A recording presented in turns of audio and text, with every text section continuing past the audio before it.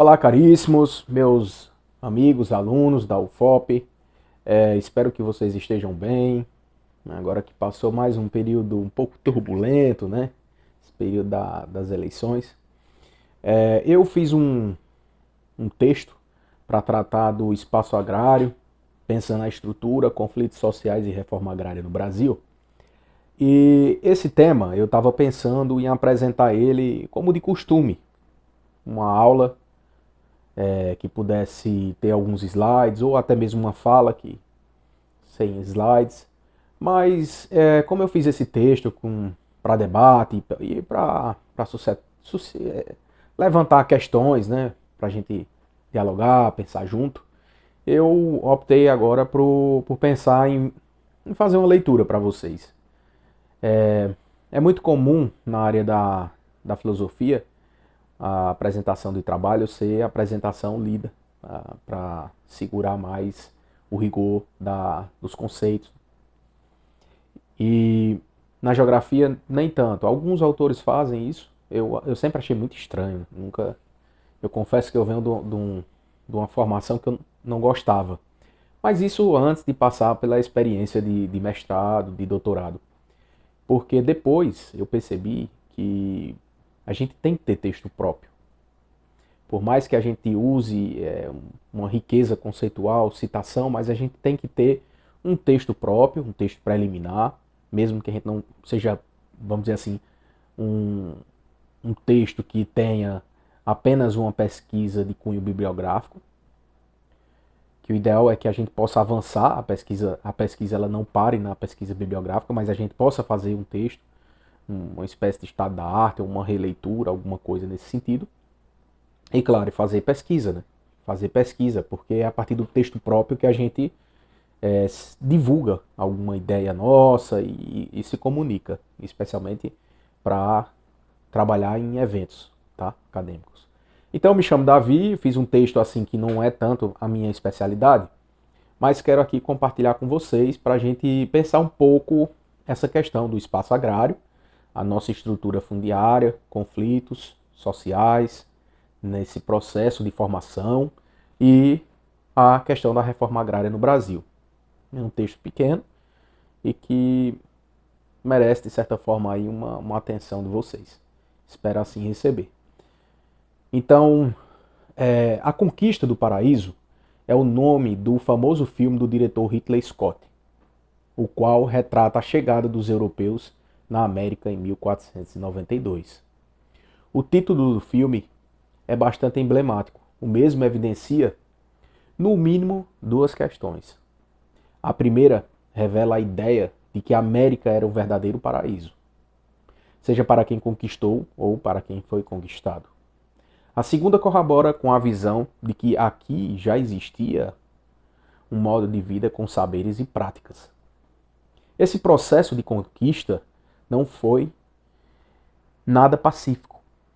Como asseverou Boaventura de Souza Santos, inferiorizou os outros, fruto de uma verdadeira violência física e epistêmica.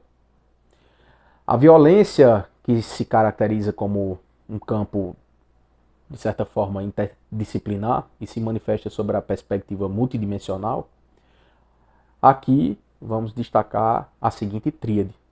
A forma concentrada da estrutura fundiária, um primeiro aspecto. Um segundo aspecto, os assassinatos no campo. E o horizonte utópico manifesto na luta pela reforma agrária, mas represado pelo Estado. A explicação dessa perspectiva envolve compreender que o espaço agrário brasileiro ele foi projetado sobre uma estrutura geopolítica na relação Brasil-colônia com a metrópole portuguesa, esboçando uma nova divisão territorial do trabalho, agora internacional, naquilo que Emmanuel Wallenstein e Aníbal Quijano chamaram de Sistema Mundo. A questão agrária no Brasil ela deve ser vista sob a perspectiva do modo de produção capitalista, o qual se expressa no território de forma desigual, contraditória e combinada, ou seja, uma sociedade com grandes latifúndios, escravocrata e mercantil, demarcando por um período de longa duração. Demarcado por um período de longa duração. Assim, Para explicar essa assertiva, o texto está dividido em 3 partes, além de introdução e conclusão. A primeira mostrará que nossa estrutura agrária é bastante concentrada e desigual. Estrutura forjada na tessitura metrópole-colônia.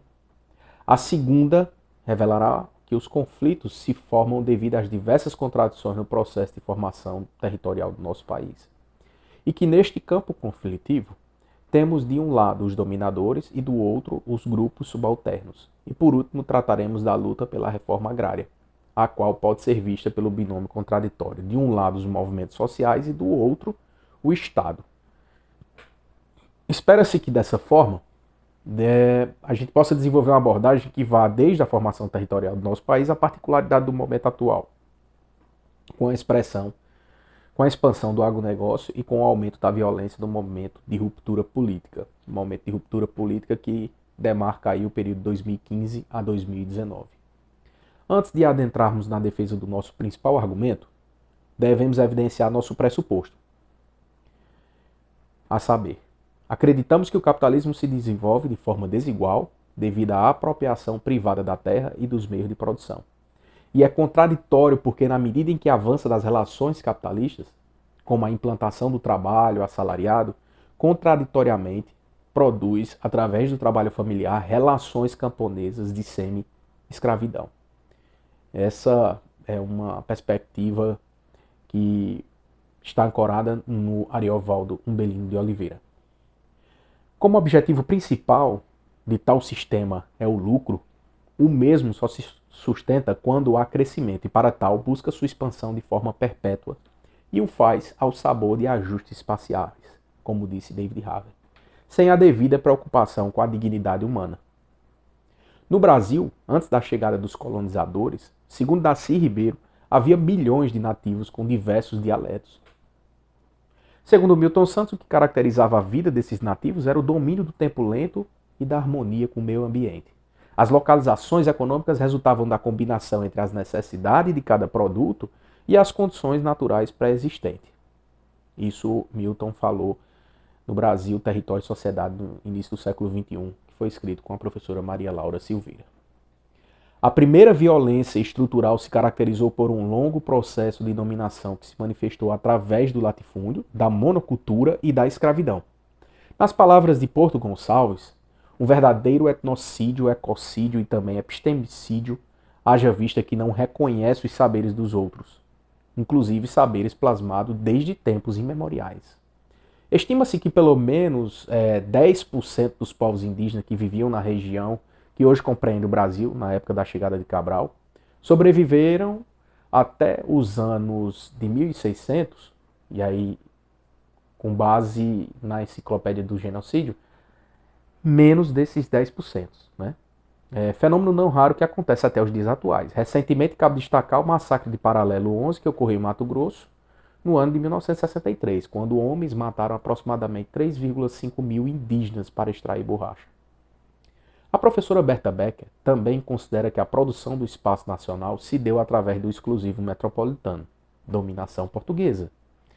A divisão territorial aqui instalada tinha um padrão definido a partir dos ciclos econômicos visando o mercado externo. Segundo a autora, em 3 grandes setores: a marinha, no litoral, com a grande lavoura escravista, o sertão, com a interiorização promovida pela pecuária extensiva, e as minas, com um denso povoamento para o interior que mais tarde viria a ser chamado de Minas Gerais. Esse período se estendeu por séculos. O comércio de escravos foi responsável pela chegada de diversos milhares de negros vindo da África, e essa escravização dos negros também não ocorreu de forma pacífica. Com o processo de resistência, formaram-se os quilombos, negros que conseguiram fugir da escravidão, que viu só em 1888 o fim da escravidão. Outro aspecto que forjou a estrutura agrária desigual em nosso país deveu-se à grande concentração de terras, desde 1492, com o Tratado de Tordesilhas, passando pelo processo de Seis Marias e a institucionalização das capitanias hereditárias. O Brasil foi realmente dividido de forma bastante desigual. De 1500 a 1822, as terras pertenciam à coroa portuguesa. Com a independência do Brasil em 1822 e a instituição da Lei de Terras em 1850, O país inaugurava um novo momento. No entanto, continuam os contrastes, pois a lei de terras, a aquisição de terras só podia ocorrer mediante a compra com pagamento em dinheiro vivo, o que ocasionou a continuidade de um sistema desigual. Ainda sobre o processo de concentração de terras, os latifúndios, no Brasil, podemos destacar que, segundo Arialvaldo Belino de Oliveira, a grilagem foi uma atividade predominantemente ilegal na aquisição de terras. Até hoje há um aumento de grandes propriedades, sobretudo na Amazônia, registrando os maiores latifúndios que a história da humanidade já conheceu. O caso brasileiro é contraditório. Aqui tem se registrado mais áreas do que o próprio tamanho do território nacional. Entre 2003 e 2016, o crescimento das grandes propriedades foi simplesmente espantoso, de 71,3%, de acordo com Carlos Walter Porto Gonçalves, em texto publicado recentemente, 2020. A aquisição de terras não foi algo pacífico. Tivemos inúmeros conflitos e, por vezes, verdadeiros massacres. Desde a formação com a não aceitação da escravidão dos indígenas, o qual a igreja, na figura dos jesuítas, teve um papel fundamental, a formação dos quilombos. Outros acontecimentos que marcaram significativamente a geografia histórica sangrenta do nosso país foram cabanagem na Amazônia, de 1835 a 1845, com a morte de 35 mil pessoas, Canudos, de 6 mil a 8 mil pessoas em 1897, a Guerra do Contestado, de 1912 e 1916, com registro de 10 a 16 mil mortes, dentre outros. Todos esses movimentos evidenciavam um modo de luta pela terra e de caráter messiânico, a busca por dias melhores. É preciso destacar que tais conflitos se manifestavam de forma bastante desigual. De um lado, a força da repressão e a ação dos dominadores contavam com um arsenal tecnológico muito superior, enquanto os camponeses eram destituídos desse poderio. Em um momento mais recente, a atuação do Estado, muitas vezes de forma repressiva, ocasionou verdadeiros massacres, como Corumbiara, em 1995, e Eldorado dos Carajás, em 1996. De acordo com Ariovaldo Belino de Oliveira e Carlos Walter Porto Gonçalves, os movimentos dos camponeses constituem-se em um grupo diverso, dos quais podemos destacar pouceiros, quilombolas, indígenas, comunidades de fundo, fecho de pasto, faxinaleses, pescadores, ribeirinhos, seringueiros, caipiras, caiçara, entre outras denominações. E por outro lado, na ofensiva aos dominadores, os grupos, classes sociais tais como grileiros, fazendeiros, madeireiras, empresários e mineradoras. Um dos conflitos atuais tem se destacado pela ofensiva do capital financeiro e capital rentista no campo. Com a globalização financeira sob a ótica do neoliberalismo, um marco para esse processo foi a Revolução Verde, ainda nos anos de 1960, 1970, que ao modernizar o campo sobre o uso de fertilizante, adubo, melhoramento genético, maquinários, etc., promoveu, por outro lado, desemprego, êxodo rural, problemas de saúde, poluição do solo e das águas. Hoje, esse fenômeno pode ser visto através do agronegócio. Tal modelo evidencia um manejo com a terra que desconsidera as práticas tradicionais, como a comemoração, por exemplo, do São João na época da colheita do milho, festa popular no Nordeste. No Brasil, foram registrados diversos assassinatos, com destaque para o ano de 1986, com 302 assassinatos.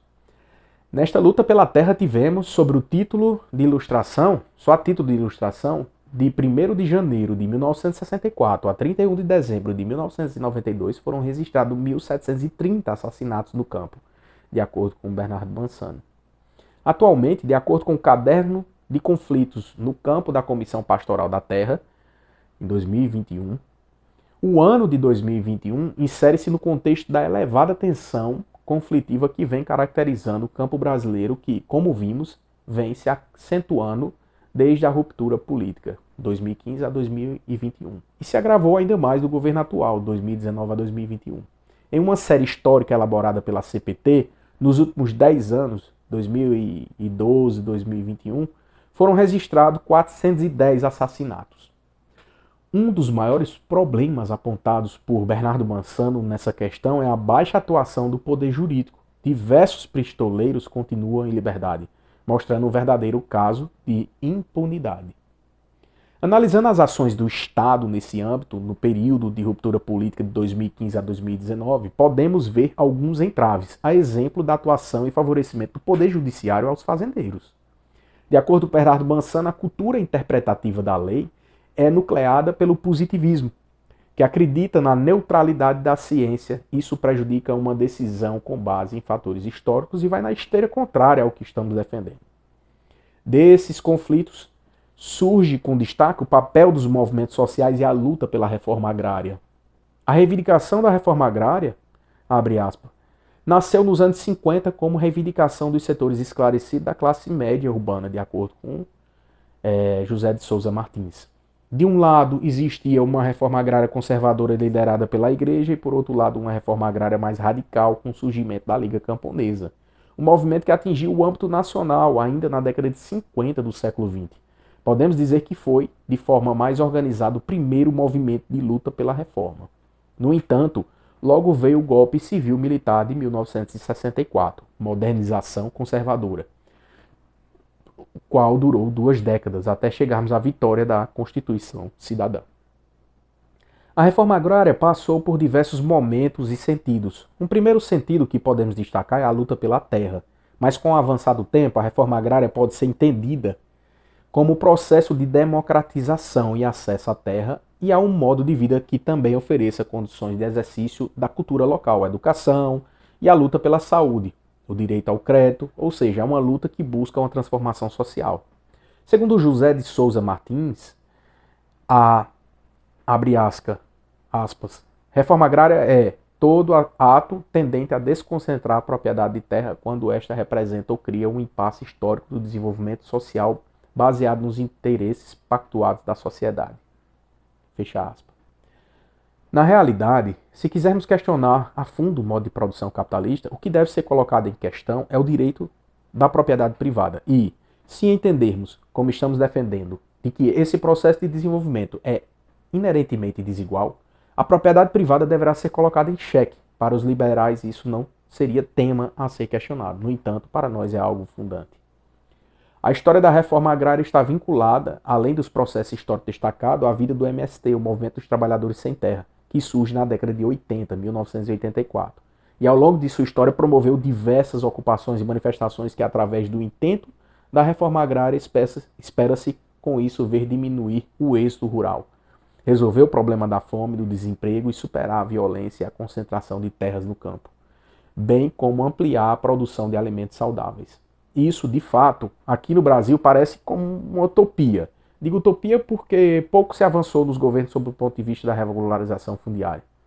Em 2016, tivemos o menor número de assentamentos criado desde o governo Collor. Em 2017, não foi criado nenhum assentamento.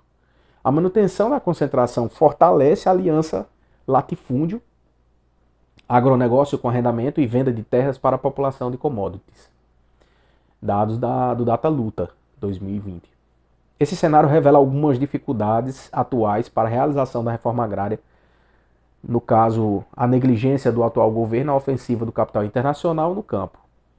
Conforme apontou Marco Júnior, o avanço do capital sobre a natureza é reflexo da crise do capital global em 2008.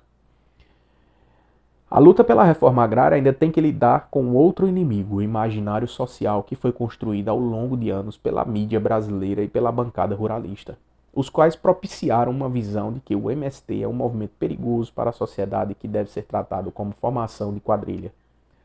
A atualidade em questão se manifesta como uma ruptura política de 2015 a 2019 aos dias atuais.